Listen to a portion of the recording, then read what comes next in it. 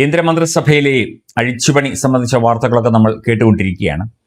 ഇപ്പം CJPക്കാർ അല്ലെങ്കിൽ പാറ്റകൾ നിലവിളിച്ചിട്ടല്ല, ധർമ്മേന്ദ്ര പ്രധാന് വിദ്യാഭ്യാസ മന്ത്രിസ്ഥാനം നഷ്ടപ്പെടും, അല്ലെങ്കിൽ അദ്ദേഹത്തെ മാറ്റി നിർമ്മല സീതാരാമന് പകരം ചുമതല നൽകും എന്നുള്ള ചില വാർത്തകൾ ഡൽഹിയിൽ നിന്ന് കഴിഞ്ഞ ദിവസം പുറത്തു വന്നിരുന്നു. തീർച്ചയായിട്ടും മന്ത്രിസഭയിൽ അഴിച്ചുപണി നടത്തുന്നത് മോദി സർക്കാർ അത് ആദ്യമായിട്ടല്ല. 1, 2, 3 മോദി സർക്കാരുകൾ തീർച്ചയായിട്ടും പുതിയ ആൾക്കാർക്ക് മന്ത്രിയാകണം, പുതിയ ആളുകൾ കടന്നു വരണം, അവർക്കും എക്സ്പീരിയൻസ് വേണം, അവർക്കും ഭരണപരിചയം ഉണ്ടാകണം. അപ്പം മന്ത്രിസഭയിൽ അഴിച്ചുപണി, സഹമന്ത്രി സ്ഥാനങ്ങൾ ഉൾപ്പെടെ മാറ്റി പുതിയ ആളുകളെ തീർച്ചയായിട്ടും വയ്ക്കും. അത് മോദി സർക്കാരിൻ്റെ ഒരു രീതിയാണ്.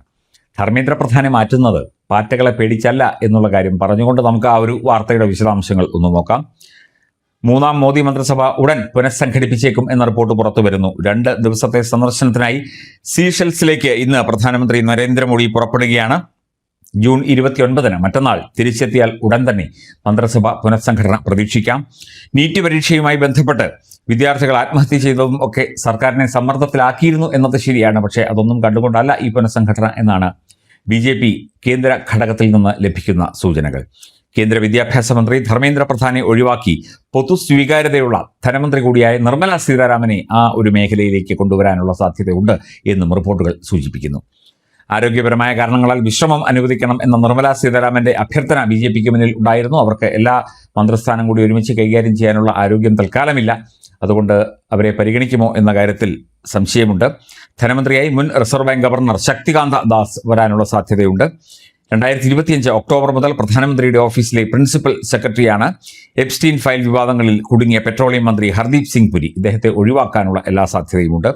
സിഖ് സമുദായത്തിൽപ്പെട്ട ഹർദീപ് സിംഗ് പുരിയെ മാറ്റിയാൽ അടുത്ത വർഷം തെരഞ്ഞെടുപ്പ് നടക്കുന്ന പഞ്ചാബിൽ നിന്നുള്ള ഒരാൾക്ക് അവസരം ലഭിക്കാം. റെയിൽവേ സഹമന്ത്രിയായ രവനീത് സിംഗ് ബിട്ടുവിന്റെ രാജ്യസഭാംഗത്വം പുതുക്കാത്തതിനാൽ അദ്ദേഹത്തിന് പഞ്ചാബിലേക്ക് മടങ്ങേണ്ടി വരും. എന്നാൽ നിയമസഭാ തെരഞ്ഞെടുപ്പിൽ കാര്യമായ റോൾ BJP അദ്ദേഹത്തിന് നൽകുകയും ചെയ്യും.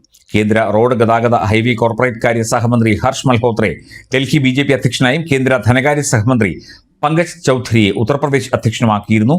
ഈ വകുപ്പുകളിൽ പുതിയവർ വരും. നിയമസഭാ തെരഞ്ഞെടുപ്പ് വിവിധ സംസ്ഥാനങ്ങളിൽ നടക്കുന്നത് കൂടി കണക്കിലെടുത്ത് ഉത്തർപ്രദേശിനും പഞ്ചാബിനുമൊക്കെ മികച്ച പ്രാതിനിധ്യം ലഭിക്കാനുള്ള സാധ്യതയുമുണ്ട്. തീർച്ചയായിട്ടും ആം ആദ്മിയിൽ നിന്ന് 7 MPമാരുടെ കൂറുമാറ്റത്തിന് ചുക്കാൻ പിടിച്ച രാഘവ് ഛദ്ദ നിലവിൽ രാജ്യസഭാംഗമായ JDU നേതാവും മുൻ ബീഹാർ മുഖ്യമന്ത്രിയുമായ നിതീഷ് കുമാർ, മഹാരാഷ്ട്രയിൽ നിന്ന് ഉദ്ധവ് താക്കറെ, ശിവസേനയിൽ നിന്ന് 6 MPമാരെ ചാടിക്കാൻ നേതൃത്വം നൽകിയതിനുള്ള ഉപഹാരമായി മഹാരാഷ്ട്ര ഉപമുഖ്യമന്ത്രി ഏക്നാഥ് ഷിൻഡെയുടെ മകൻ ലോക്സഭാ MP ശ്രീകാന്ത് ഷിൻഡെ, തൃണമൂൽ വിട്ട സുഖേന്ദു ശേഖർ റായ് തുടങ്ങിയവർക്കും അവസരം ലഭിക്കുമെന്നാണ് സൂചന. ഒരു വ്യാപകമായ വലിയ തോതിലുള്ള ഒരു മന്ത്രിസഭാ പുനഃസംഘടന വികസനമാണ് ഉദ്ദേശിക്കുന്നത്. മാത്രമല്ല അതത് സംസ്ഥാനങ്ങൾക്ക് കൃത്യമായ പ്രാതിനിധ്യം നൽകിക്കൊണ്ടുള്ള ഒരു വികസന പ്രക്രിയയായിരിക്കും കേന്ദ്ര മന്ത്രിസഭയിൽ വരും ദിവസങ്ങളിൽ നടക്കാൻ പോവുക. ആരോപണ വിധേയരായവരെ അല്ലെങ്കിൽ ഏതെങ്കിലും തരത്തിൽ മന്ത്രിസഭയ്ക്ക് ഒരു പോരായ്മ വരുത്തിയവരെ ഒഴിവാക്കി പുതിയ ആൾക്കാരെ ഒക്കെ തന്നെ കൃത്യമായ ഒരു ബാലൻസോടുകൂടി തന്നെ മന്ത്രിമാരും സഹമന്ത്രിമാരും അധ്യക്ഷന്മാരും ഒക്കെ ആക്കാനുള്ള ചർച്ചകളാണ് ഡൽഹിയിൽ പുരോഗമിക്കുന്നത്. പ്രധാനമന്ത്രി മറ്റന്നാൾ സീഷെൽസിൽ നിന്ന് മടങ്ങിയെത്തിയാൽ ഉടൻ ഈ വിഷയത്തിൽ തീരുമാനമാകും.